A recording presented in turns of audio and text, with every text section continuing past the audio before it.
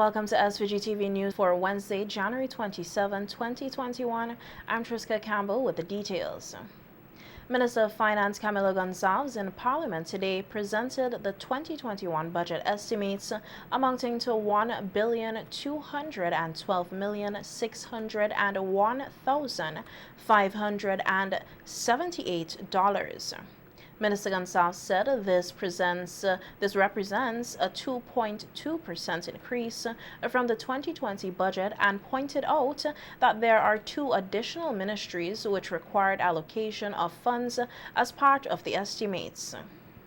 Recurrent expenditure, inclusive of amortization and sinking fund contributions, of $895,199,329 and capital expenditure of $317,402,250. The financing for the 2021 budget is expected to come from current revenue of $647,386,000 and capital receipts of $565,215,575. In addition, the finance minister said that there were 78 administrative officers elevated to posts in various ministries, including health and education. A total of 21 new positions of Administrative Officer 1 have been added to the establishment for 2021. Following on the initiative where 103 graduate teachers who received their degrees from the year 2012 onward were appointed in January 2018, all teachers who obtained degrees between 2018 and 2020 were promoted to the post of Teacher 5, graduate teacher. It is understood that subsequent appointments of Teacher 5 will be done on an ongoing annual basis for teachers who received advanced degrees in the year immediately preceding. We believe that we have cleared the backlog, Madam Speaker, in that regard, and now we will promote those graduate teachers as a matter of course. The finance minister said that tax collection is projected to decrease this year as revenues are expected to see a decline. This, he said, would be due to the uncertainty of the COVID-19 pandemic and the challenges presented, noting that unlike last year, the year started off with a high projection. A conservative projection for revenue on the recurrent side in 2021, and again, this is largely due to the tremendous uncertainties that we continue to face consequent on the COVID pandemic, and the fact that we are starting 2021 in a weaker position from a revenue standpoint than we started 2020, because as honorable members will recall, the COVID pandemic began essentially to bite in our context in the second quarter, and we had a fairly strong first quarter in 2020. Tourism was robust and economic activity was strong. Minister Gonçalves outlined the various categories of payments that have to be made in 2021, which include pensions, salaries, and debt repayments. Compensation of employees will account for $345.9 million. Pensions will account for $60 million, that's 60. Other transfers of $127.4 million. Debt servicing of $271.9 million. Goods and services of $90 million for a total of $895.2 million. Madam Speaker, in the area of wages and salaries, the budget for compensation of employees is comprised of salaries of $282.2 million, allowances of $24.9 million, wages of $25.2 million, employers' NIS contributions of $13.6 million. The public debt stands at more than $1.8 billion, which the finance minister says has increased by 12% for the comparative period last year. St. Vincent and the Grenadines yesterday recorded 35 new COVID-19 cases. The National Emergency Management Organization, NEMO, said all of the cases were detected during contact tracing and testing at flu clinics. There are now 657 local cases of COVID-19, the majority of whom are linked to various clusters. 12 persons have recovered, bringing the total number of recoveries to 165. 631 cases remain active, and 2 persons with COVID-19 have died. 798 cases of COVID-19 have been reported in SVG since March 2020. NEMO said all positive cases will remain isolated until cleared, and that close contacts of positive cases should contact the flu clinics in their district to arrange testing and must remain in their place of quarantine until receipt of their results. All residents and visitors to SVG are reminded of the importance of the constantly wearing of facial coverings to protect themselves from being infected with the virus which causes COVID-19. And in Parliament today, Minister of Health, Wellness and the Environment, Sinclair Prince, said based on the definition of community spread of COVID-19 by the World Health Organization, there is no community spread of the virus in SVG. However, he said that epidemiologist unit of the Ministry of Health will continuously review the transmission pattern to determine what category best describes the situation in SVG. The health minister was responding to a question by the opposition leader, Dr. Godwin Friday, in relation to the rapid increase in COVID-19 cases in SVG in recent weeks, with most of the positive cases involving persons with no recent travel history, and whether the situation means that there is community spread of the virus in the country. The majority of the confirmed cases of COVID-19 in St. Vincent and the Grenadines, the chains of transmission have been identified as contacts of known positive cases and therefore not in keeping with the definition of community transmission.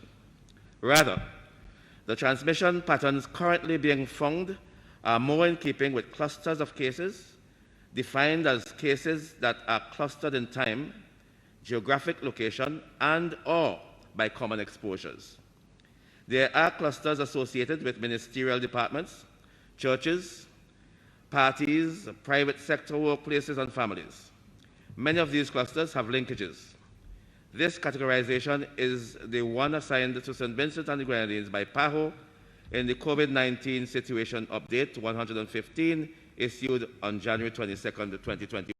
Minister Prince was also asked whether the government dropped the ball by failing to put in place effective measures to prevent the spread of the virus.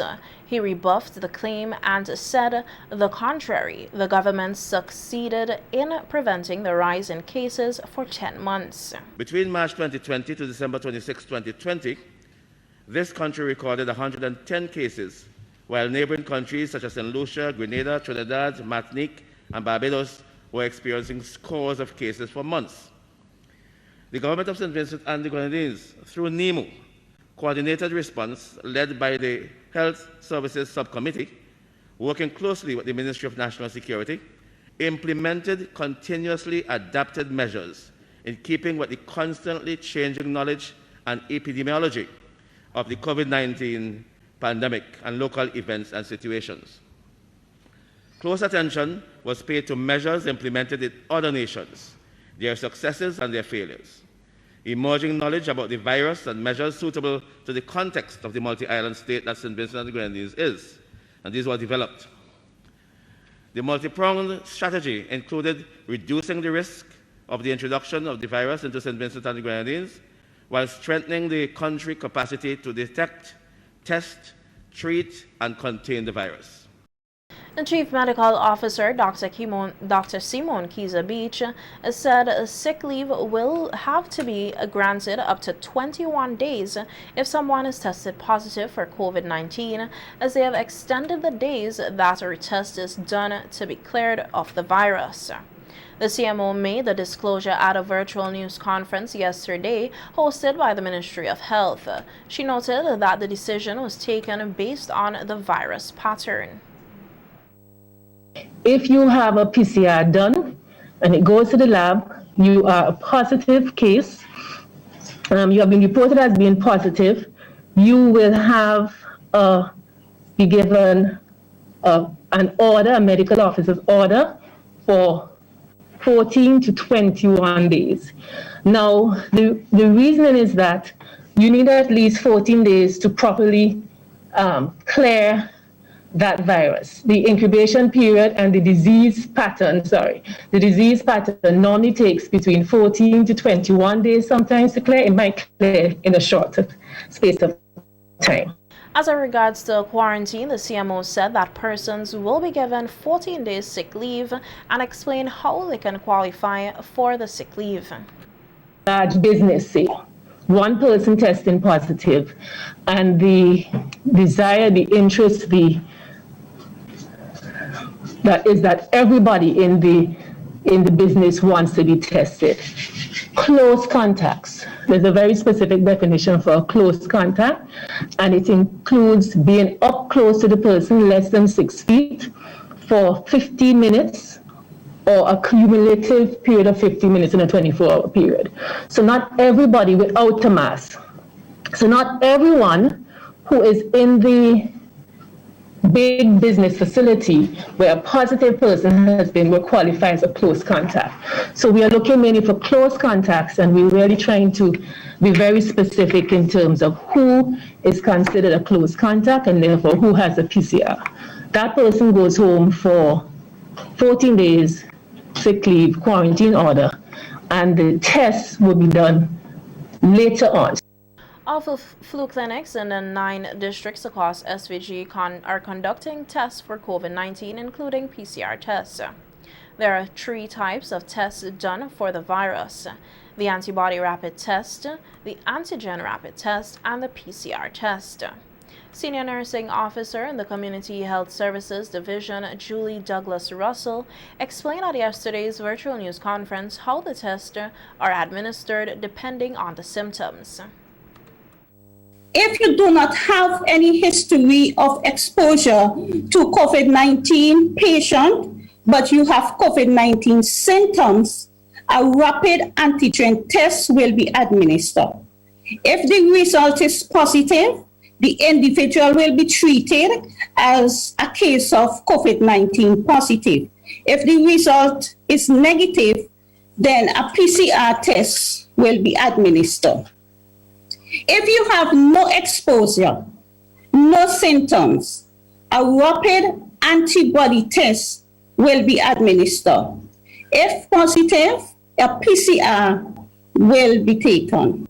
And Douglas said that special designated clinics are also offering exit screening on selected days for persons who are traveling out of SVG, while regular clinic days are conducting at other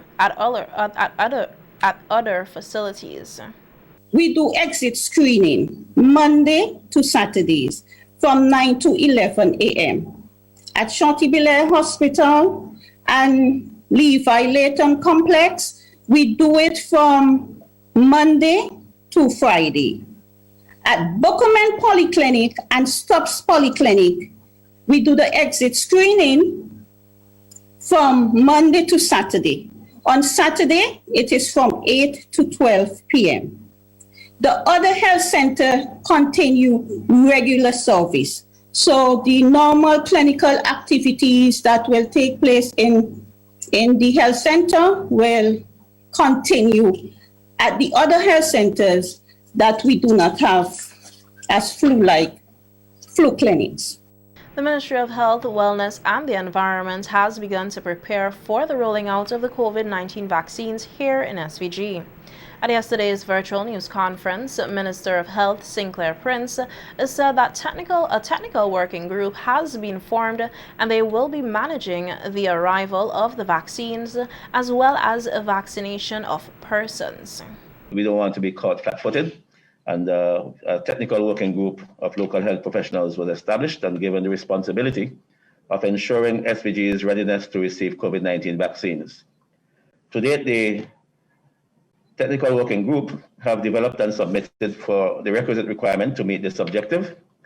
It is currently negotiating with 2 vaccine manufacturers while exploring several promising advancements for the provision of vaccines through the COVAX and African medicinal platforms, and also the Indian government. We have commenced the required risk communication, including the training of healthcare workers, among other target groups. Minister Prince said infrastructural work is also being looked into, such as for storage of the vaccines and training of additional staff to work with the technical working group. Meanwhile, Prince assured the public that the ministry will continue to do its best to help to reduce the spread of the COVID-19 in SVG and to prevent community transmission. He noted that there is adequate supplies and protective gears for frontline workers in the health system, which are being put to good use and properly managed. We currently have over 300,000 N95 and KN95 masks, 339,400 surgical masks, and a quantity of dust masks. Disposable gongs amount to 27,000, just over 27,000, and full PPE kits amount to 1,900. As a contingency, each of the NEMO satellite warehouses has PPE supplies, and the main warehouse has over 4,000 gongs. Additionally, to augment our efforts, we received over 100,000 gongs and other supplies from PAHO at a value of over $133,000. While many persons should by now know the symptoms of COVID-19 and dengue, there are questions being asked about the way these viruses attack our bodies internally and the harm they cause in some instances leading to death. In a telephone interview with SVG-TV News, medical doctor and surgeon Rohan Deshong explained how COVID-19 infects our body by taking over the white blood cells and subsequently becoming a problem for its host after affecting the body's ability to process oxygen, which is vital for survival. COVID-19 is actually peculiar in that it reminds us of the old SARS virus, where basically the virus gets into the body, affects the respiratory system, and it's like prevents the lungs from functioning, where you take in oxygen and you get it into the bloodstream. The lungs no longer can do that. People who have treated patients with COVID-19 when it's very severe say it looks like they have what we call carbon monoxide poisoning. So basically what happens, you get the blood through the lungs, into the bloodstream, into the red blood cell, but the red blood cells don't dissociate or let the oxygen go. It's almost as if they become what we call hypoxic, or the tissues lack oxygen. And so no matter how much oxygen you give them, it still doesn't get into the tissue.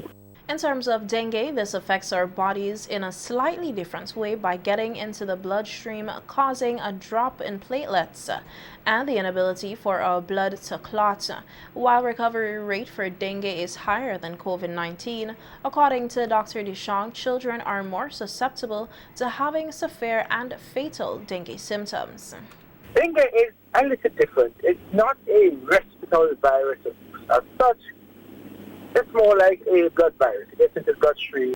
Most of people who get dengue recover. They're usually younger individuals compared to COVID that tends to affect old individuals. If you note, the children and the young people who've been affected by dengue, okay, most of them would have recovered, but those who have died are predominantly young. Our children could be fit and well. We don't understand why, but we think it's like a autoimmune reaction to the virus, that's the dengue virus, that gives them this syndrome where the kidney shut down, liver shuts down, and when those two organs shut down, then other things follow. The blood doesn't clot properly, the platelet counts drop low, they bleed from the mouth, from the gums, etc. And it can be so bad, not only the kidney shut down and the liver shut down, and they bleed from everywhere. They can bleed into their lungs. They can, in the end stage, develop respiratory problems and so on. Vincentians are reminded to continue practicing safety protocols to help mitigate against the spread of COVID-19 and to ensure homes are free of mosquito breeding grounds to reduce the risk of being infected with dengue. Commissioner of Police Colin John has responded to criticisms in relation to the action of the police or lack thereof in responding to a large turnout at a funeral in Barley over the weekend, despite the limitation on mass gatherings. As a part of the revised protocols by the Ministry of Health and Wellness and the Environment, to stem the spread of COVID-19, outdoor gatherings have been reduced to 20 persons, including for funerals. Commenting on the matter on radio on Sunday, Prime Minister Dr. Ralph Gonsalves said it appeared that there was a failure of local leadership for the police in Barley to deal with a large funeral. And in a telephone interview with SVG-TV News yesterday, Commissioner of the Police Force said the officers could have been more proactive in controlling the crowd at the funeral. He said that while the number of persons inside the church in question was reduced, the problem arose when the funeral procession began. He said that the police are now better prepared to deal with any future incidents. The issue appeared when the procession was on the street, and that was something that the police could have been a bit more proactive. And once we know of any funeral, the police in the area would go and speak to the person in the church, would put more persons on the ground to ensure that it is better regulated this time.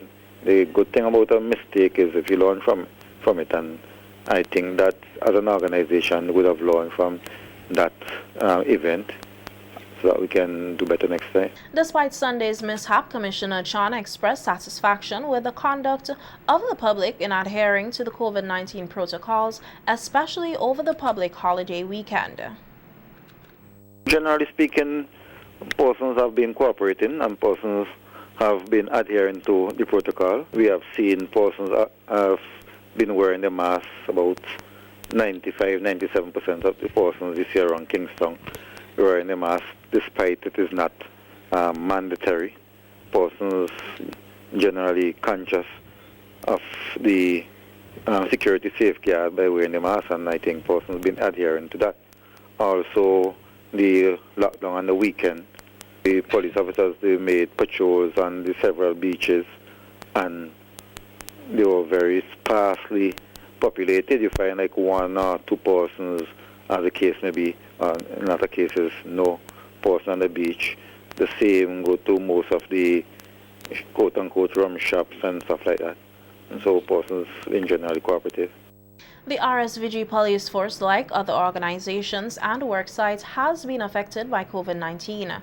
Commissioner John returned to work yesterday after making a full recovery from the virus. A few weeks ago, he and several other high-ranking members of the force were ordered in home quarantine or isolation.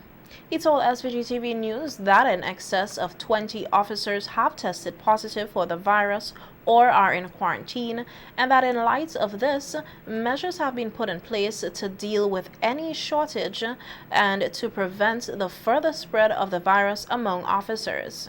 In excess of 20 officers or either in quarantine or diagnosed with COVID. Some have recovered. So we have had our fair share. We have put things in place to mitigate against it. We have ensured that our stations are equipped with masks. We have increased on the sanitization equipment and supplies. We have also placed physical barriers in the area where the police have to interact with the public. We have provided masks to persons who are visiting the station who may not have masks. So these are some of the things that we are putting in place to mitigate against the spread of the COVID and it affecting police officers. Despite the overwhelming challenges created by the COVID-19 pandemic and their impact on the progress of the local medical cannabis industry, milestones continue to be achieved. This as the first medical cannabis pharmacy, Green Lava Pharmacy, was launched operations on Wednesday, December 23, 2020 at its location on Bentinck Square in Kingston. Delivering remarks at the opening ceremony, Operation Manager of Green Lava SVG Inc., Hilton Dalzell, thanked the government and the MCA for its cooperation and support thus far and said that the pharmacy will offer a suite of medical cannabis products that will aid both local and visiting qualifying patients for their medical needs. Providing an industry update, Chief Executive Officer of the Medical Cannabis Authority, Gerald Thompson, said Green Lava SVG Inc. is one of a number of companies that has received a license to engage in medical cannabis cultivation and is the first to establish a medical cannabis dispensary in SVG.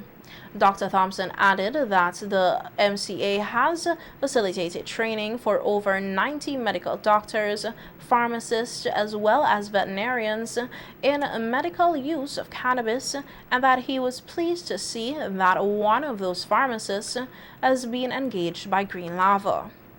To gain authorization to commence dispensing of medical cannabis, the CEO noted that the company has been working closely with the MCA technical officers and has satisfied the stipulated requirements, which include being a registered pharmacy with the SVG Pharmacy Council, a licensed pharmacist with authorization to dispense medical cannabis, and having a secure retail inventory areas which has security cameras.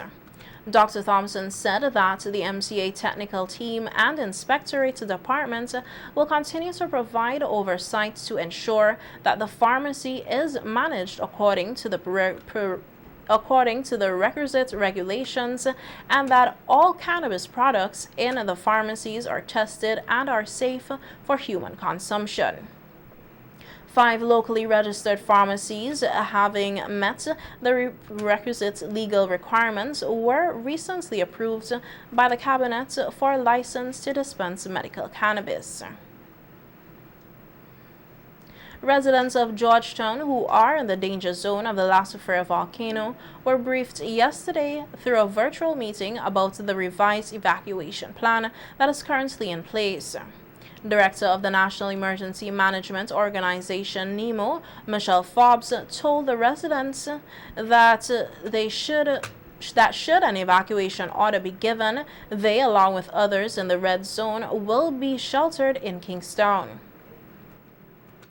What we have in our revised national plan, what we aim to do in this particular instance is at least we can assign communities and shelters where persons from a particular community will go. So far, we have narrowed it down to, for example, the persons in Georgetown will go to these particular shelters in Kingston. So most likely that you'll be evacuated to Kingston in this particular scenario.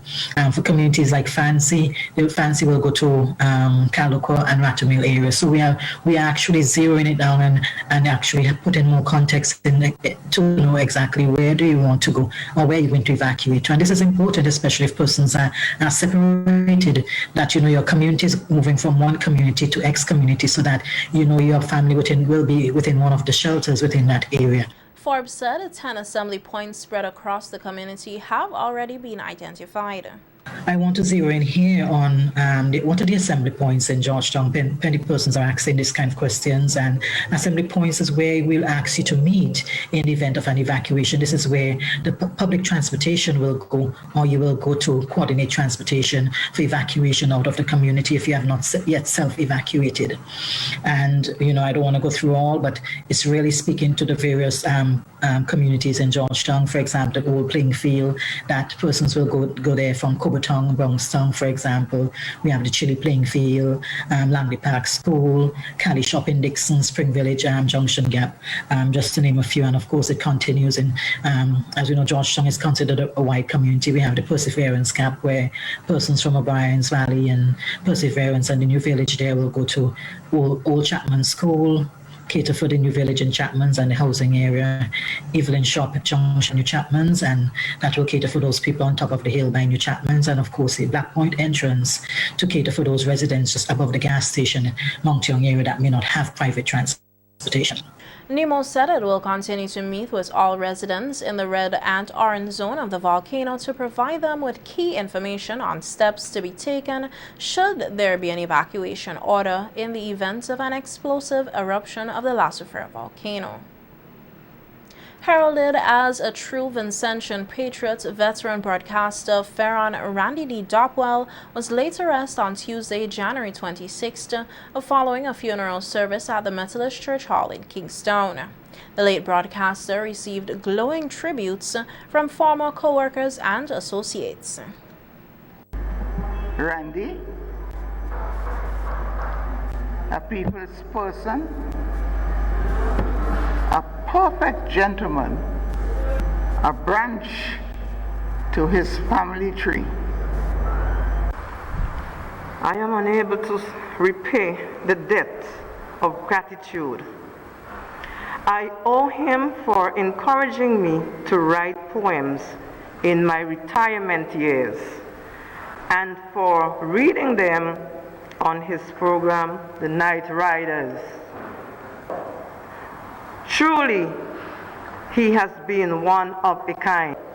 Win celebrators joined with Randy D. and the Night Riders to honor our Heroes They Feeding program from 2014 up to the time of his passing. He also assisted with stuff to help the elderly and shut-in, and school supplies for less fortunate. Life, love for music, love for media, and the impact which he had on shaping the musical and the media landscape of SVG was well documented in a wholesome eulogy delivered by longtime friend Keith Bowie, who detailed his experience at the Capitol Records working with Dopwell in Ontario, Canada, as part of a group of Vincentians who attended the Hummer College. His friends in the radio program informed him of some vacancies at the company called Capitol Records. Randy wanted a right to go to his interview. Randy not only secured a job for himself, but he also secured one for me as well. The first day of the job was definitely not what we expected. However, after a few days, the boss soon recognized that these two Vincentians had some talent. We were promoted and we never looked back. We got tickets to see all the big shows in and around Toronto. We saw most of the big groups in those times, including the Jackson 5, Stevie Wonder, Bob Marley, name a few.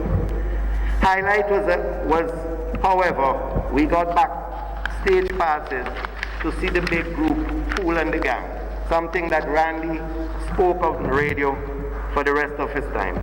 And just by the way of an announcement, the public is asked to note that the section of the Windward Highway from drop-off in Sans Souci to Mount Grennan Bridge will be closed to vehicular traffic this evening from 7:45. This is to facilitate the clearance of the overhanging rocks in that area. The Bridges and Roads and General Services Authority, BRAGSA, is advising persons that vehicular traffic will be diverted through Diamond Village, exiting at the Mount Grennan Bridge back onto the Windward Highway. It is said access to that section of the highway will be granted upon completion of the exercise and apologizes for any inconveniences caused.